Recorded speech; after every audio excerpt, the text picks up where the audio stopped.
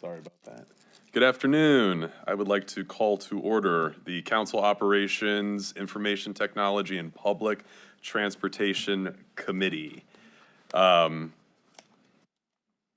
Clerk, will you do the roll call, please? And just as a reminder to all who are in attendance, this meeting is being recorded and live streamed on the county's YouTube page. Calling the roll, Mr. Schlepper. Here. Ms. Simon. Ms. Simon is absent at the moment. Mr. Castleberry. Here. Mr. Gallagher is absent. Mr. Sweeney. Present. There is a quorum. Also like the record to reflect that Council President Miller is in attendance. Fantastic. Is there any public comment? No, Mr. Chair, no one is signed in. All right. I would like to make a motion to approve the minutes from the September 30th meeting. So moved. Second. Good. Moved and seconded. All in favor say aye. Aye. All right. Any opposed? Fantastic. All right. We'll move down to matters referred to committee. Resolution number 2025-0310, amending Rule 17 of the Cuyahoga County Rules of Council to establish additional guidelines and procedures for public comment at council and committee meetings. All right. See that we have a proposed substitute here. Would any of my colleagues like to have any discussion about this proposed substitution? Can you tell me what it's about? Mr. Chairman, to my colleagues,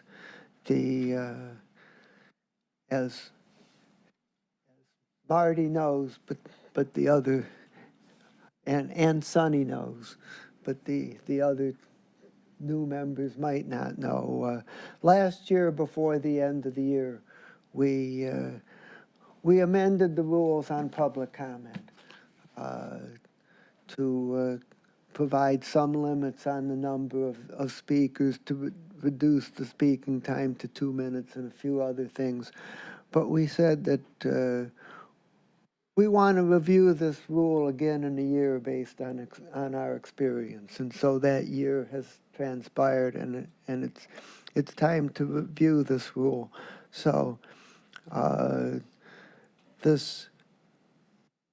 this is what my legislation originally dealt with. But then the law department came to us and said, while you're doing this, we suggest that you amend the rule regarding disruptive behavior to tweak the language so that it is better aligned with the language that's used in other communities that have already had their language tested in court and been upheld in court. And so that's what the substitute does. It just it adds that law department language on what was previously the rule that said respectful presence, and now it will be disruptive presence, but it's that rule. So that's what the substitute does. And thank you. And since it was, Mr. Chairman, may I? Yes. To the sponsor. Since when we passed it, it was 1 year look at. After we pass it now, it's just going to be in there in perpetuity until we deal with it again if we want. Yes, that's correct. Thank you. Did anybody have any other questions or comments about the proposed substitution? I just wanted to acknowledge again, and just on the record, that, you know, we allow time at the beginning of each meeting for up to 30 speakers. Each person gets no more than 2 minutes. And one of the nice parts about that provision is that it allows everybody, more individuals, the opportunity to speak, which I think is probably in the best interests of, you know, the county and people having the opportunity to speak, and hopefully they can get their, you know, their comments across in 2 minutes or less. So I think this is overall a great move, and I will make a motion to accept the substitution. Oh, yes. I guess we can substitute it, but I had a question on some language on Rule 8B. Whenever you want to. Yeah, what was your question? I think the law department, this is your directed to the law department through the chair about the change to Rule 8B. And we changed out obscenity for undue profanity and wanted to see what that distinction is and what's undue profanity versus profanity? Sure. So this is Jared Zbertowski from the Law Department. Thank you for the question, Councilwoman. The change from obscenity to undue profanity is that we believe and have seen that obscenity is likely void for vagueness. So what we want to do is replace obscenity, which might be open to interpretation of multiple people. For undue profanity, profanity has more of a concrete definition. The FCC deals with profanity a little bit, so there's a little bit more case law. There's a little bit more teeth behind that, so that's the purpose for that change. So obscenity is more like pornography. Yes, I imagine I know the case that you're referring to. You Yes. do. Yes. What's undue profanity? What does that mean? Well, I'm trying to read my notes here, but it's a fair question. So undue, we leave space for some use of profanity. So there might be an impassioned criticism. That is definitely within free speech. But again, you kind of know it when you see it. Yeah. Undue helps us there a little bit. Okay. Okay. No, I appreciate the addition to Rule 8B and that we're maintaining the provision we put in place with the 30 speakers. So thank you. So I'll just speak a little bit about the changes to Rule 17. We kept the two primary features, which is that the speaking time is 2 minutes and that it's limited to 30 speakers. I had some thought about going back to 3 minutes, but I think it's more important that we give as many people as possible the opportunity, and this provides for that. Now, in discussing with the law department over the last year off and on over this rule, discretion is out of favor. The idea is that it should be the same at every meeting. And so we took out the provision that says that it's 2 minutes or other reasonable length of time as decided by the chair, and it's just 2 minutes period. And there was also a provision in the original rule that says that at committee meetings, if somebody makes a request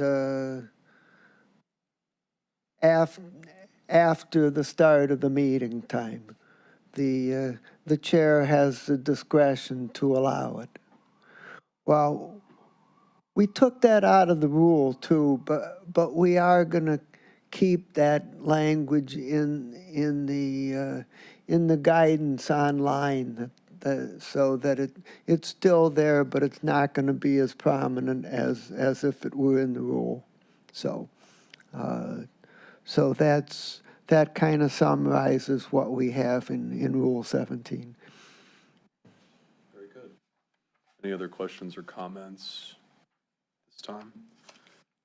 All right, I'm going to make a motion to approve this substitution as written. Do I have a second? Second. All right, all in favor to approve, say aye. Aye. Any opposed?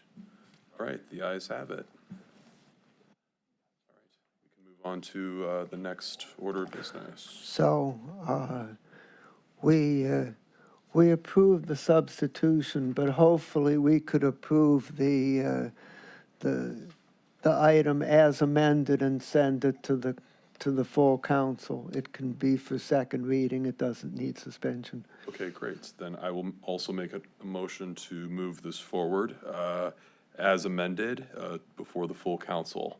Do I have a second? A second. All right, all in favor, say aye. Aye. Opposed? All right, we will move that forward. Thank you. Thanks very much, colleagues. Of course.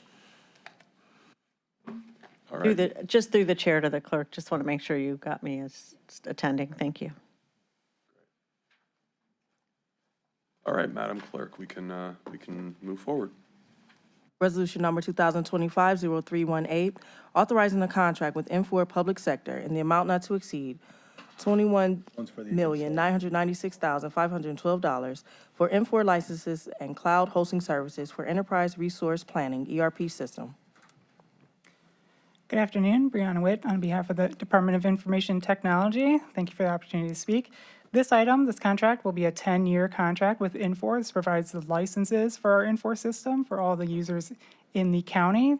This is the second contract after the first original inception and 10-year period of licenses that we had. And this is just continues moving forward with that and with the continued usage of the Infor system. I have Bob Knoll here. He can give you a little more background and discussion on where the progression of the licenses have gone to. Wonderful. Welcome. Thank you. Good afternoon. Robert Knoll, Deputy Chief Information Officer, Department of Information Technology. Thank you for giving us the time today to speak to you today. So we are going to talk about the ERP, and we actually have two separate items today, so we'll try to not confuse them, but I'm open to any questions. If anybody has questions as we go through, please let me know. Just stop me. So we're going to talk about a few things today. We're going to talk about our modules in the ERP, kind of what we're doing today, how we're using the system. Talk about some statistics, once again, how we're using the system today. We'll get into licensing, our migration to multi-tenant, which may sound like a different term that I want to make sure that we're all unaware of, and we're going to talk about the economics behind the licensing. So today, the ERP is used by a lot of areas. So when we use the term ERP, some people think of it as just kind of one small thing, and it's actually a very large part of the infrastructure here at the county. So as you can see on my slide here, this is used by fiscal, by budget, by procurement, by payroll, by human resources. Our learning management system is there as well, and we have all of our workflows and all of our approvals in the system.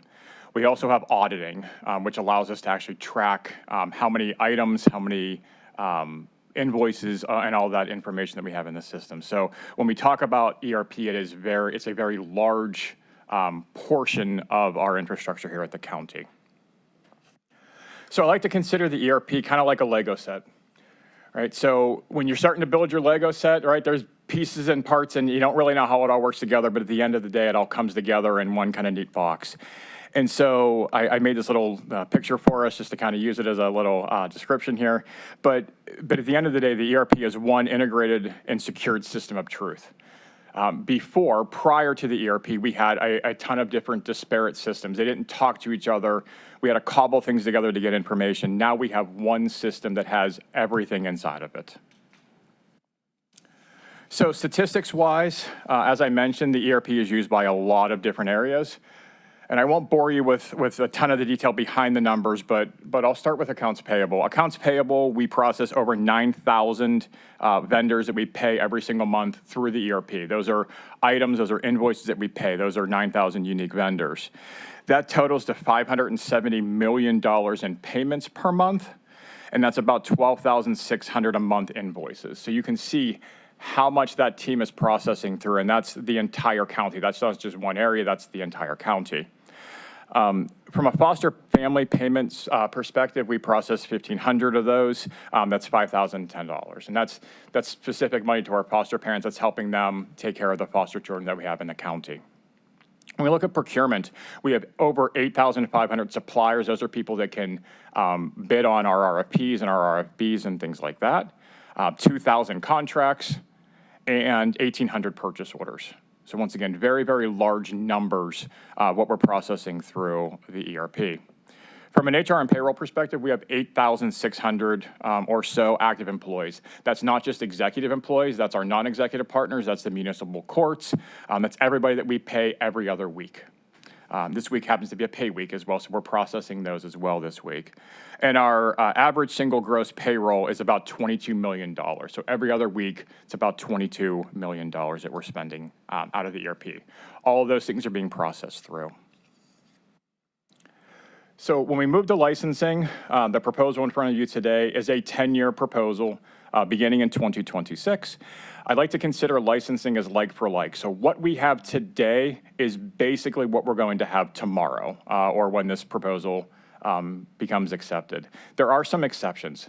Human Resources has asked for some new functionality called Symmetry. These are tax forms. It's just to improve their process slightly. We are expanding scope slightly. Infor.OS, think of it as Windows. It's just the kind of the infrastructure behind it. So we're adding some functionality there just to allow us to have some additional features there. We're going to start storing documents inside of the ERP. Today, we store them in OnBase. We're using another system to store that. Today, we're going to move that fully into the ERP, which will actually help us with auditing and things like that in the future. And then we do have some short-term licensing that we'll talk about in the second resolution here in a few minutes. That allows us to have concurrent environments. So that allows us to have our current day-to-day for the next 3 years, and allows us to have what we're going to call multi-tenant environments. So I'll pause there for a second. Is there any questions on our current licensing? What do we have today, or what we're potentially going to have in the future? Any of my colleagues have a question? Councilman Sweeney. it's a broader question. You listed, it's one of your slides, you listed the entities that use it. Yeah.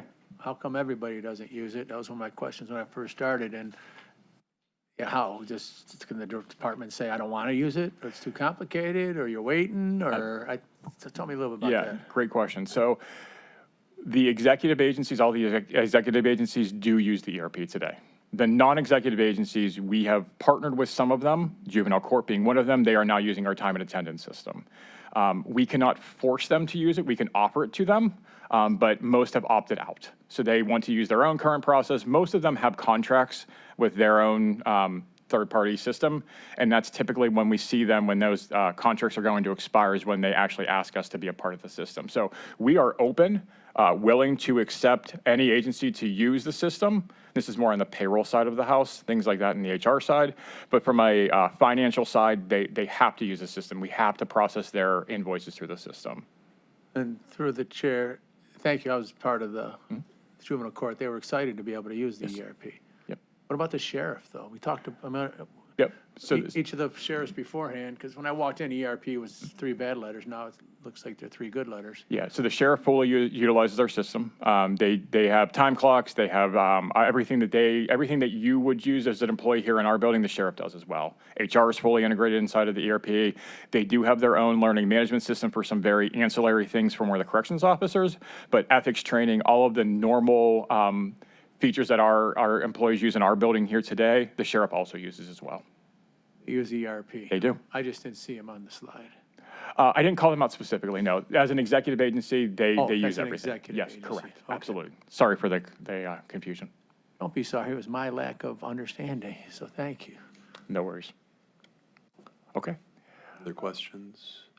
I just had a question in Yes. terms of, a little bit more historical context. So initially, to kind of set the tone as we move forward, can you just share why we initially chose Infor for this particular, I guess, this contract for the next 10 years?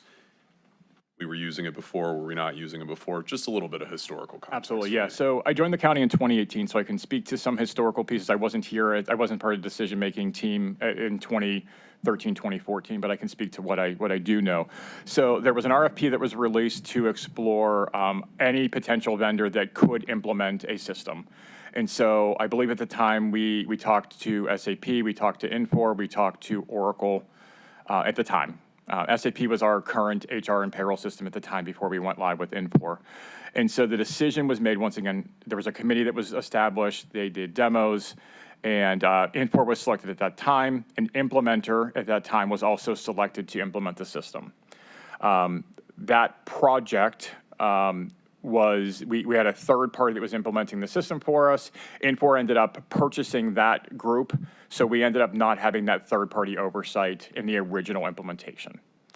So toward the end of the project, we actually worked directly with Infor on their professional services side to work through it. So that was our initial 10-year contract. Our actual contract expires at the end of 2026.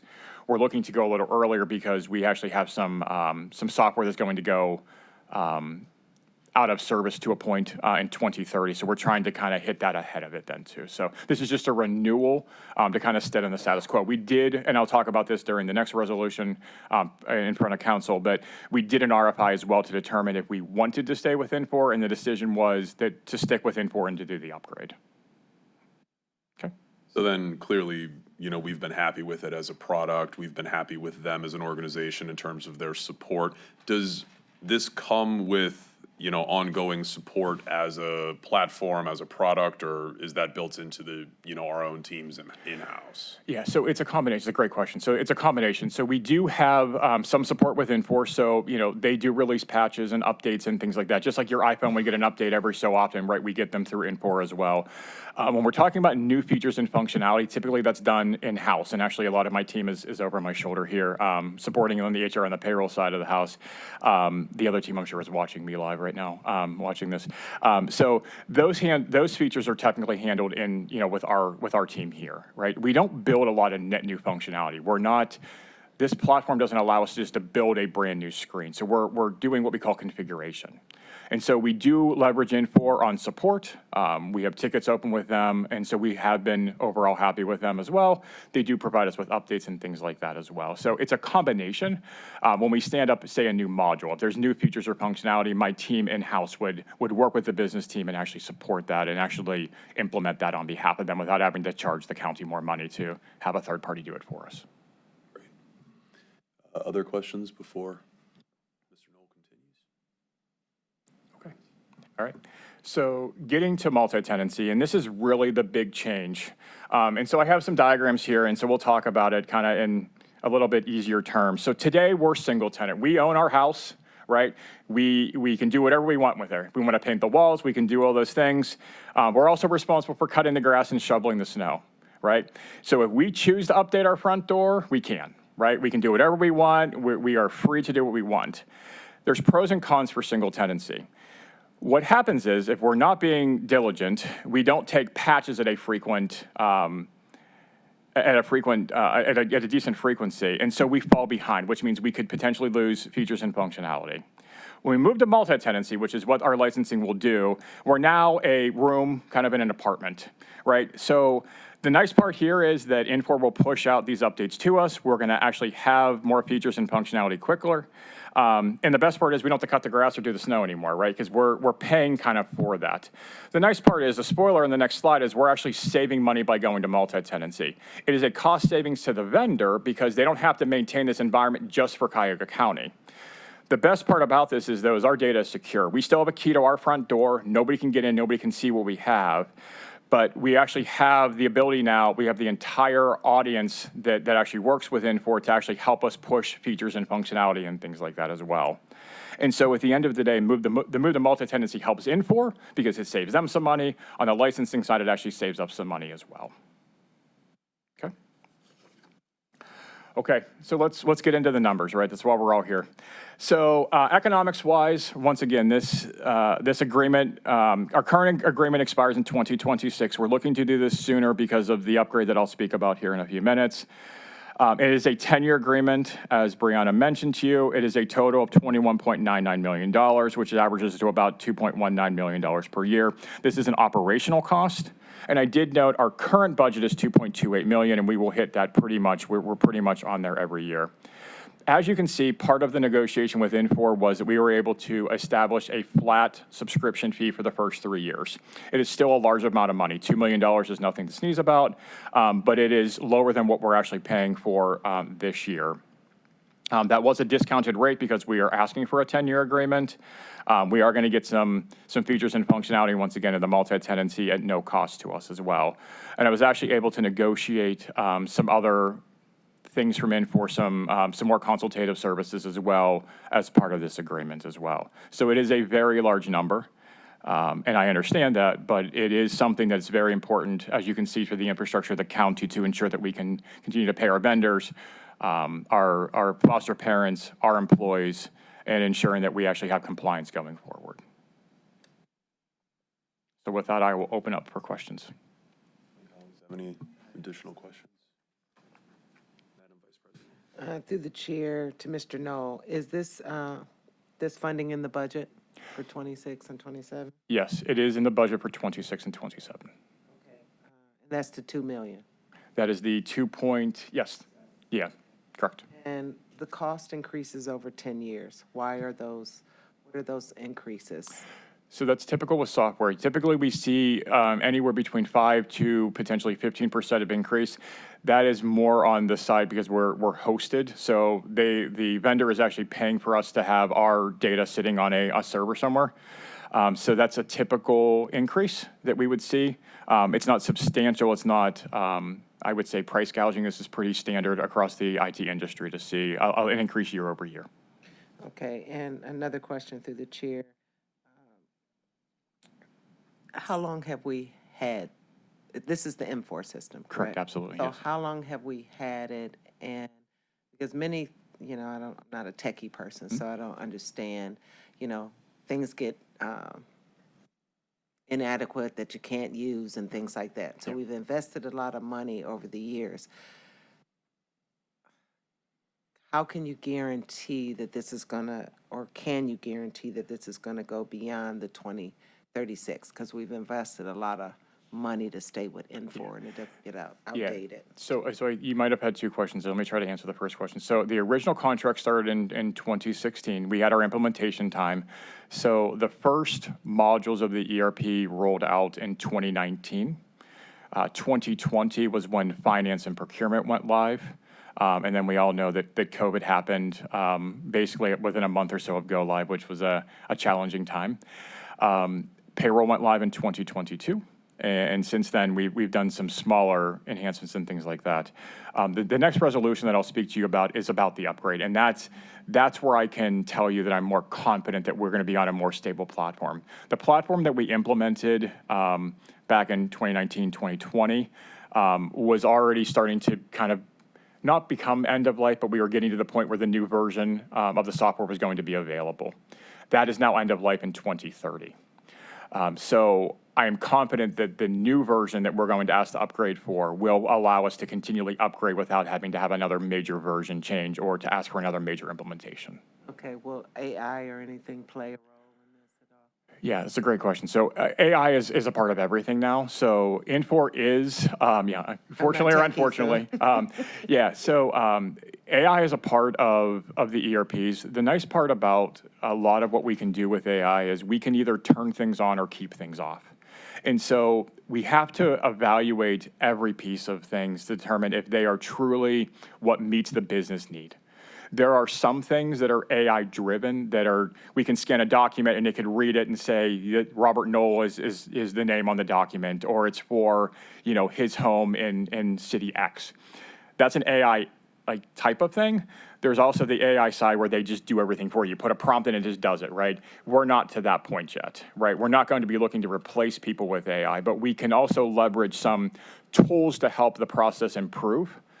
We can also use AI to evaluate some of the processes too, to determine if a document should go through 15 sets of approval or if it can be down to 2 or 3. So there's ways to use AI inside of the application and outside of the application. And once again, we can turn on and turn off features and functionality based on our business need and desires.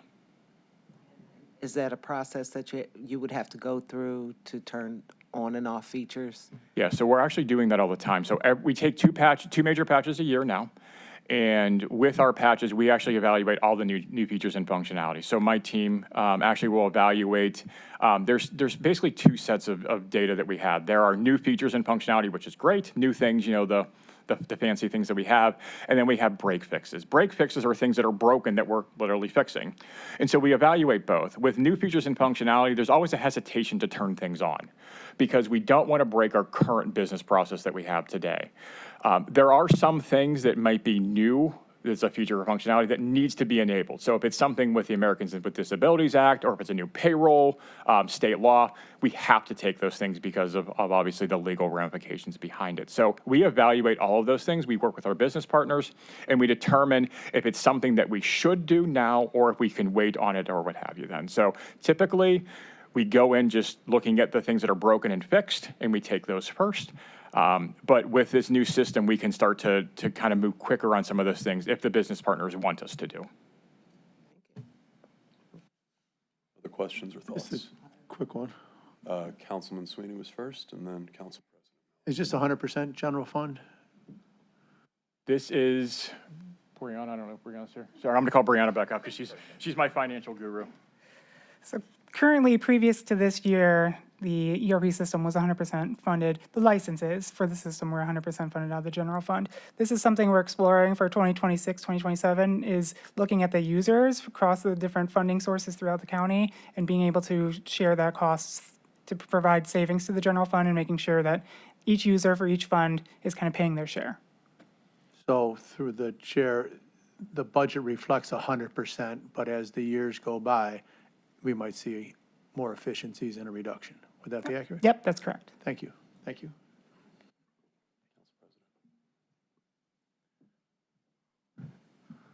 So, do we pay the license fee annually or more often than that? We receive one invoice per year, so we pay it annually. And when will be the last payment under the old contract, and for how much? And when will be the first payment under the new contract, which I presume is that $2,100,000 number? So we recently paid in for the end of the 2025 license year. Since this new contract is going to begin for licenses effective 1/1/2026, we've communicated with Infor that the currently existing contract, which extended into October 2026, that we're not going to need that period. And so we're going to get a prorated invoice. So currently we paid $401,000 this year, and that should be the amount that we would pay. So that's what we would pay for this year. That's what we would pay for this year, the final year of the existing contract. And then, when would the first payment be due for the next contract? So we'd get invoiced by Infor at the beginning of the year, ideally in January, and we would make that payment in January. Okay, thank you. Other questions? I have a Councilwoman? question, thank you, through the chair, to just follow up on Councilman Sweeney's question about saving cost in the general fund by charging other users, or who are those users? HHS departments, or what, to whom were you referring?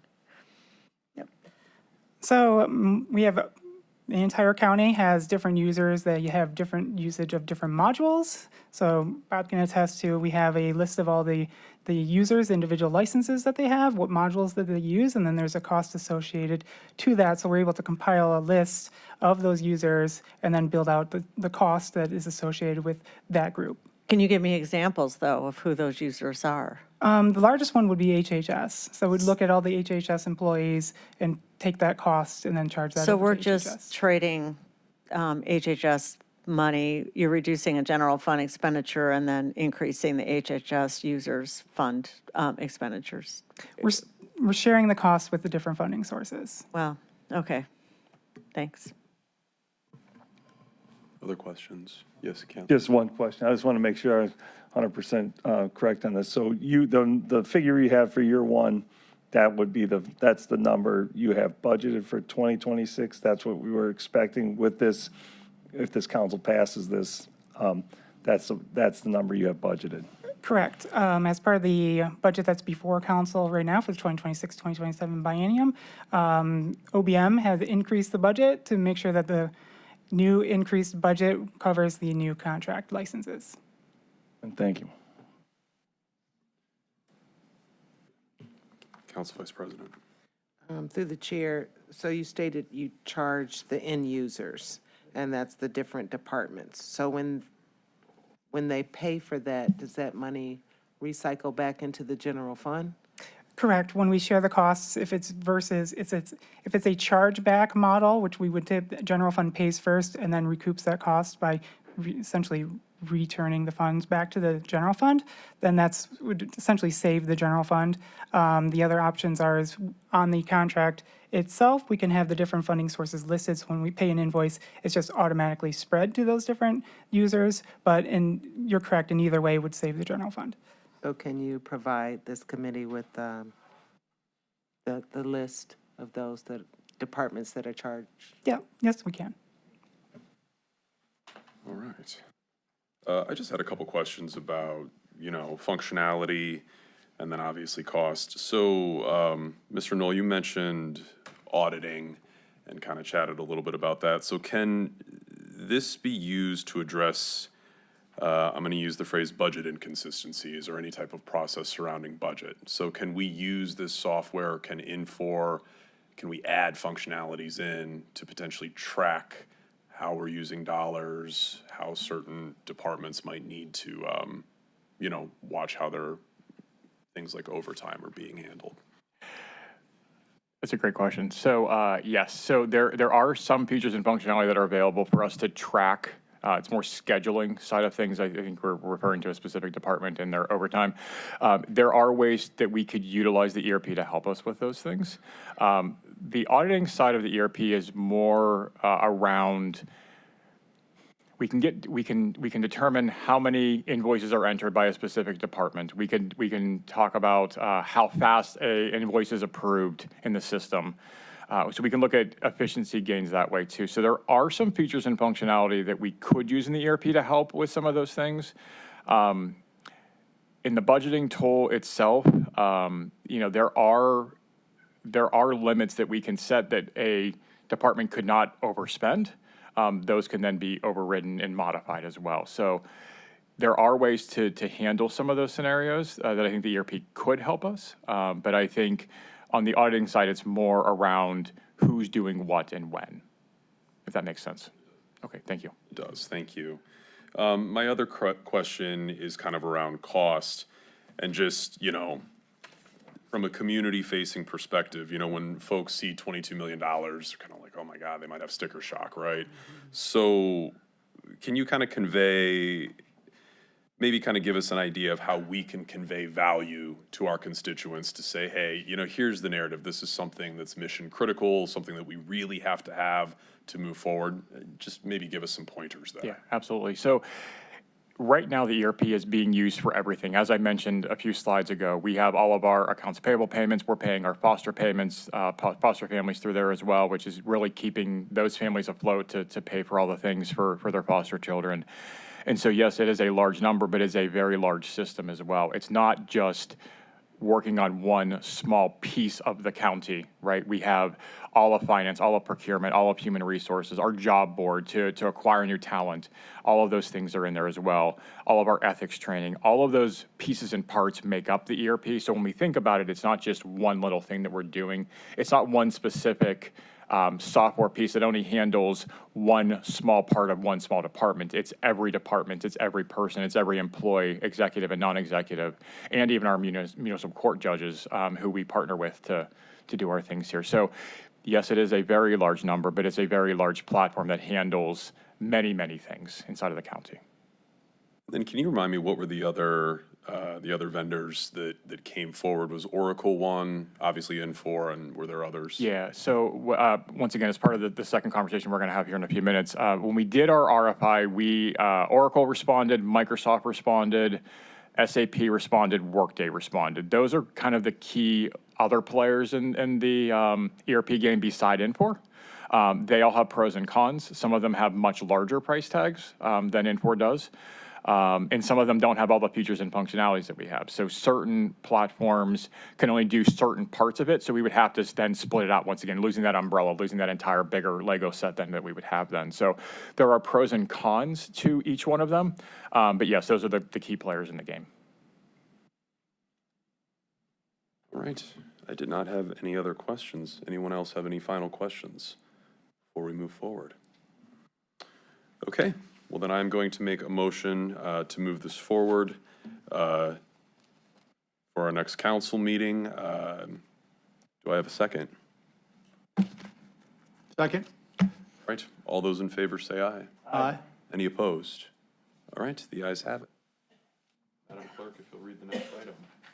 Resolution number 2025-0317, making an award on requisition number 14693 to RPI Consultants in the amount not to exceed $12 million for Infor Lawson Software Consulting Services.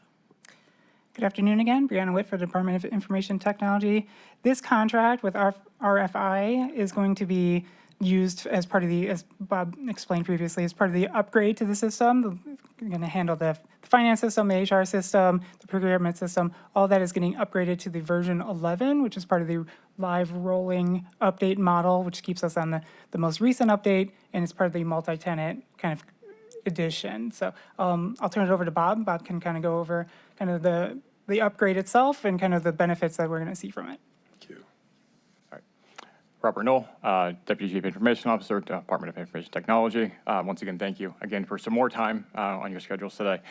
So this is related to the last item that I just spoke about, but this is really where we talk about the future of what the ERP could be. And so we're going to go back in time a little bit longer, and I did mention some of this during my last presentation, but we're going to focus on kind of the beginning of at least 2023 with our request for information, our request for proposal, selecting our implementation partner.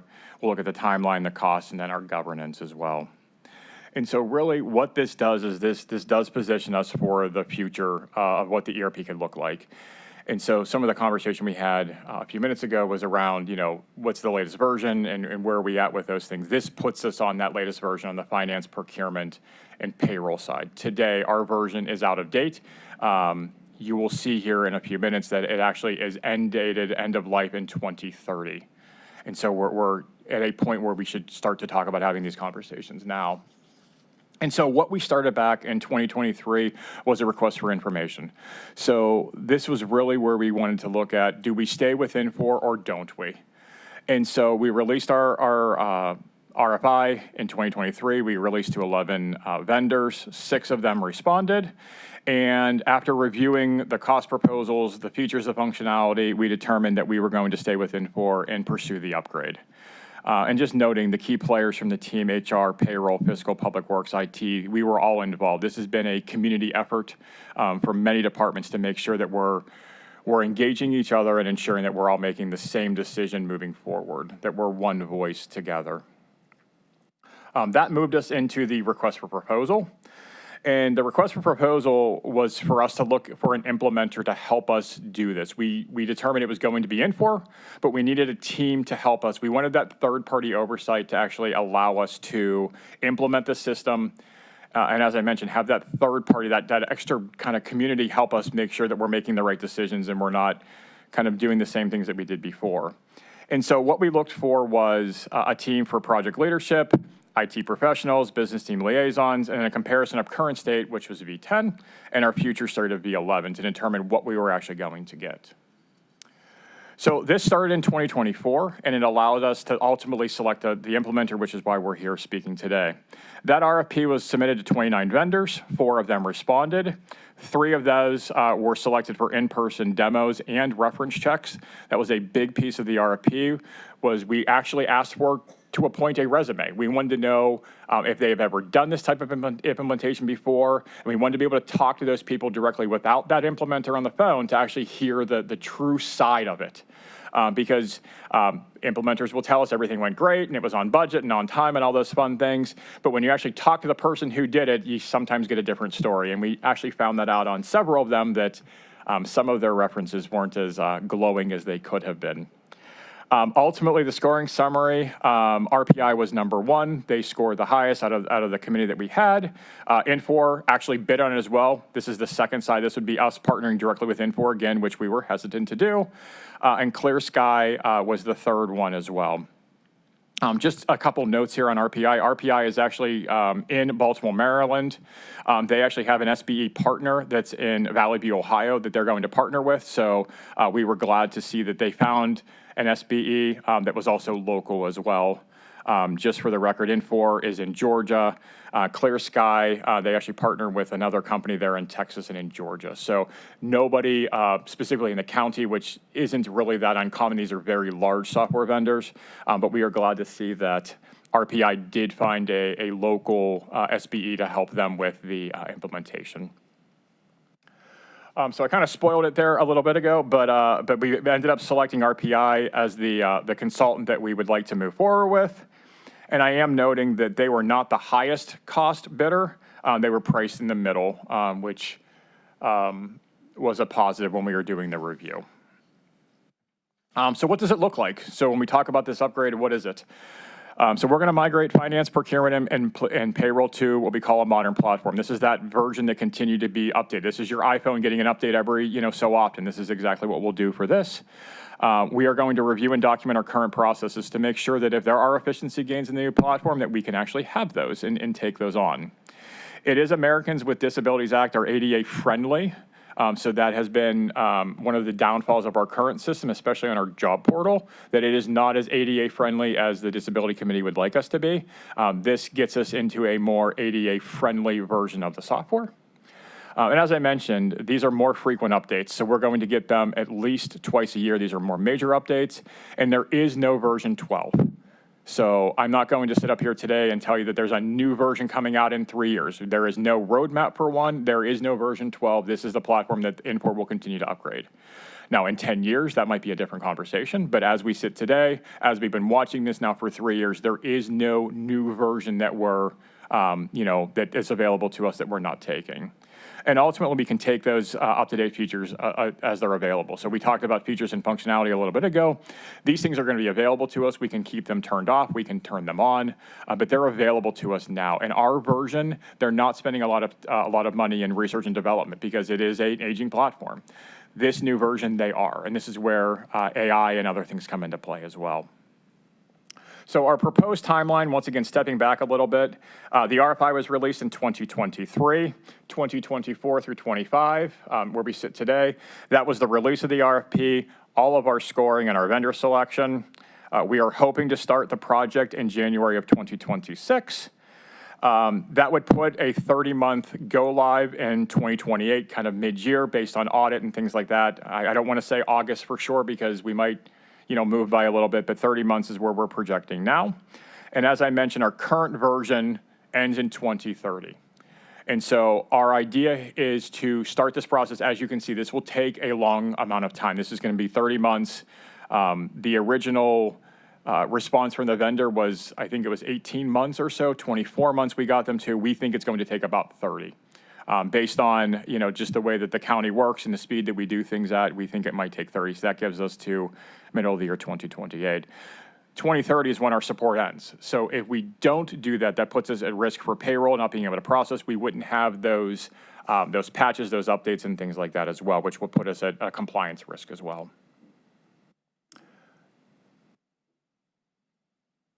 Okay. Financially, the economics of this, we actually have this broken down year over year. And the first year, and all these numbers, just to note, are based on the current project plan. These are all milestone-based deliverables. So as the implementer does task A, and we sign off on task A, we're invoiced for it. If we do not accept it, they cannot invoice us for it. So we can obviously go back and negotiate and talk through those things. So right now with contingencies, we're at about $4.51 million for 26, $3.65 million for 27, $3.84 in 2028. And once again, those numbers may shift slightly. We have moved deliverables that are scheduled for November and December into the next year based on our schedule with our calendar and things like that. That's a total of $12 million that we're asking for. We did call out the labor as well. We're not planning on hiring anybody to support this, but if we are able to capitalize our labor, we did want to note what that looks like. This is in direct response to internal audit and their findings from the previous project that I don't believe that the internal labor was capitalized effectively. So we wanted to ensure that we had those numbers available, and we're still talking through that as well. This is in OBM's capital plan, the $12 million that I know that they have in front of them as well. I'll pause there with questions, as that's another very large number that I've just presented to you. Any of my colleagues have a question? Slides. Yeah, Absolutely. Sweeney. Yeah, Thank you. It's nice seeing you. I don't know you, but Thank you. you're presenting very well. Appreciate it. Project initiation on slide 9. Yes, You went, we hope to start in January. absolutely. It's less than 6 weeks away. Why you're hopeful, and we're gonna do it, right? And we're we're ready to hit that thing, we're early, and So the pause in my voice is that I realize it is almost Thanksgiving, and we still have, this presentation, and we have other council meetings to get through as well. So our plan, if everything is approved, that we will start on January 1st. We have been working toward that date. Infor is aware, RPI is aware that we will start in January if everything is approved. If there is a delay, if we decide that, this does not get approved and we don't approve this toward the end of the year, then obviously that date would shift then slightly then. Our goal, our project plan, our resources are ready to work in January in 2026. That is our ultimate goal, depending on how the conversation goes over the next few weeks here. perfect. So you're ready to go. You just got to get through the legislative process, and I'm quite confident that you're going to be ready to hit the button on whatever day you need to hit it to get it going January 1. Absolutely. I started this process in 2023. I was ready in 2024 to start with the upgrade. We're here now, so I'm ready to go. My team is here. They're ready to go. And that's on that point through the chair. You said the support ends in 2030. Yes. Your greatest support is sitting behind you, Yes. without a doubt. Absolutely. They just all came up, and they're the quiet, not invisible people. We don't see them, but everything works because of them. So I just want Absolutely, to give yes. them a shout out for you and your team. Yeah, and that's not my entire team, just to note, but. I know, you're but- listening up No, there. absolutely, no, absolutely, but I will say this, I am I'm the handsome face that gets to talk to you folks today, but they are doing all of the work. Andy So thinks he's handsome. I was, I ain't getting I into was, all I was that. leaving Mr. Johnson out of that specific reference there. You brought it up. You know, Okay, I'm- No, absolutely no. The team behind me and the team that's upstairs are the reason that we're able to do all the things that I showed you on the slides above. We're working with our business partners too. And that's just the IT team, right? We have not mentioned the business team who actually are hands-on keyboard, entering the invoices and making sure that all these things are. We just make sure the lights stay on and the system still works, right? There's a large group of people on our business team that actually make sure that all these things get accomplished on time and our people get paid and everything is working as it should be. And I just wanted to highlight the dollars we're putting in is for hard costs, bricks and mortar, if you want to put it in a Absolutely, yes, computer thing, but it all relies on the folks that doing the work. And absolutely, yes. thank you for shouting them out in its totality. Yep. Other questions? No. I just had a general question real quick about, this is a 3-year contract. This is going to follow us through implementation, correct? And then at the end of 3 years, hopefully this is fully implemented. That's the Yeah. hope? Absolutely, yeah. This is what we call a big bang implementation. So before, people who were here prior in the first implementation, which I know some of you folks were, it was called a rolling go live, right? So we would have accounts payable would go live in 2020, and then something else would go live a little after, and payroll would go live 2 years later. This implementation, the way it's structured, is everything has to go together. Everything is built on each other, and it has to go together. So ultimately, yes, everything will go together, and that's our plan for that to happen. Okay. And in the event that we're not able to fully implement within that 3-year timeline, is there a plan, if we go over in time, what does that potentially look like? Yeah, it's a great question. So we do have, there are several options, right? We can always extend the project. And once again, these are milestone-based payments. So if we don't make, so let's just say August 2028 is our go live, and that needs to shift by a month or so. Let's just hypothetically say that. We wouldn't be paying for things that weren't delivered. So we're okay there. When we get into the next year, 2029, there is an option, as we've already negotiated in the contract, that we could have a support agreement with RPI as well. So let's just say we're live and we need some extra help from them. We've already negotiated that rate as well into the contract. We're not asking for those funds today. That's only if we need them to be. But our goal is obviously to implement on time. The milestone piece does save us from having to prepay or to get into a point where we're paying for things that we haven't delivered or received, at least at that point then. Okay, fantastic.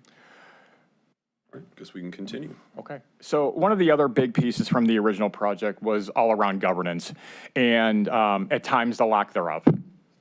And so what we've done is we've created a very clear tiered governance framework that allows us for oversight on the project side and outside of the project as well. And so we've established our executive steering committee. So that's our executive leadership from HR, IT, and fiscal. Our management conference, which I actually sit on as well, is the managers from all the various business units. That's fiscal, procurement, HR, payroll, of course, IT, OBM. Internal audit also sits on that as well. Our change board is going to ensure that we're not just making changes to the statement of work without getting approval. So we're going to recommend changes if there needs to be, but our statement of work is very detailed and very specific. So we spend a lot of time working with all these agencies to ensure the statement of work is clear and concise. If there happens to be something, which is why we do have a little bit of contingency dollars in the last slide, we will go through a change board and make sure that we're all in agreement that spending a little bit more money on X is really the best use of our time and money. And then, as I mentioned, internal audit has been actively engaged. They sat through our statement of work review. They've actually suggested some specific items that they wanted us to add. And I think it's been a great partnership with them. So we're looking at the past project and looking at better ways that we can improve because, as I mentioned before, not everything went as well as it could have the first time. And so all of these features, all this governance here will help us ensure that we are on time and on budget for when we actually need to go live. And so ultimately, I end you with, why will it be different this time? That's really the question I get all the time. So we are prepared. We've been working on this since 2023. We've engaged our teams. They are aware of what we're doing. Their voices have been heard. This is not I would consider to be an IT project. This is a project with all of these different agencies and departments working together. We are united. We have spent a lot of time and a lot of meetings over a lot of hours working on the statement of work to ensure that all of these aspects that we had struggles with before are being covered in the statement of work and in the project plan. And ultimately, we're committed to keeping you informed.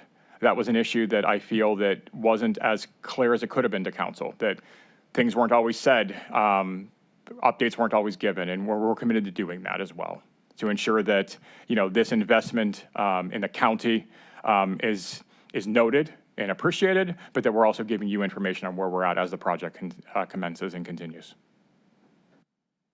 With that, I will once again open up for questions. Councilman? Why not? I liked how you wrapped it up there. Because normally, when things are being worked on, folks from the operation will whisper. I'll hear something or they'll hear something and we got to go around here. But it seems under the leadership of Chief Gallagher and Andy and you and this team, it's just business. You're working and you're doing it and no one's trying to subvert the system and they're all on the same page. And when you said the first time, it's just a continuation of a time. That's how I describe it. I wasn't here in the beginning, but when I walked in, I didn't know what ERP was. But everyone on this council, to a person, got almost physically ill when he heard those words because it was so bad on many different levels.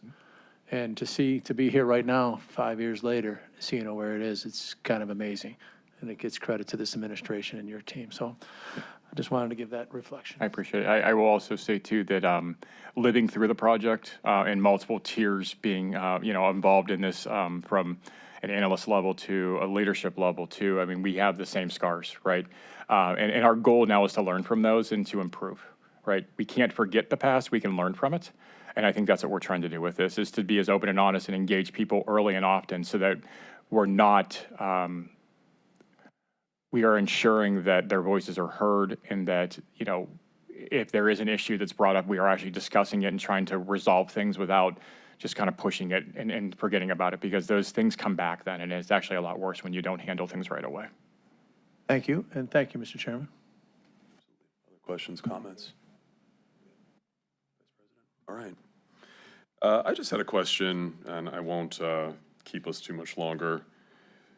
So with this upgrade, as a whole, I heard some people say that this really moves us forward just as a regional government, and that from an IT perspective, this would probably make us even more of a model nationally in terms of efficiency. Can you kind of speak to some of those pieces? Again, back to that kind of, folks understanding value. Yeah, absolutely. So we have to be on stable platforms, right? So from an IT perspective, when we start to see that software is end of life, we get really worried, right? Because the vendors don't want to support things. It ends up costing us more to maintain these old systems. So allowing us to move forward to this platform, or allowing us to have these features and functionality that these software vendors are implementing through research and development are crucial for us. So we will never necessarily be cutting edge, but we can be closer to then, to years and years behind of things now. And so at the end of the day, we want to have the option to opt into things and to have it available to us versus our current platform, they're not even available to us. I mentioned the ADA side of the envelope. We're not as ADA compliant as we should be, could be. This allows us to be more. And so what we want to do is get on the train where we're in a better place. And so this allows us to do that. So I can't speak to every other county and every other government, but this allows us to move forward with what we have. It allows us to keep everything under the umbrella, allows us to have transparency. Our audit concerns are reduced, things like that. So it does allow us to position ourselves in a better place than I think we were 10 years ago, and I think we will be today than, in 3 years when we're done with this. That's amazing. As I wrap up my first year on council and obviously chairing this committee, I do have to say I've been incredibly impressed by the IT team, Mr. Johnson, Brianna Witt, Robert. You guys have been superb. I've learned a lot. I work in educational technology just in my own, professional life. So while I am not anywhere near as smart as any of you on this topic, I am continually impressed by just the professionalism, the dedication, and even just, the customer service orient and lean of your organization. So thank you very much for that. So I don't believe we have any other questions. So I am going to make a motion to approve and move this forward. Do I have a second? Second. All right, all in favor say aye. Aye. Any opposed? All right, the ayes have it. Thank you very much, Thank you. Mr. Knoll. Appreciate it. Is there any miscellaneous business from my colleagues? All right, with that, we stand adjourned. Thank you very much.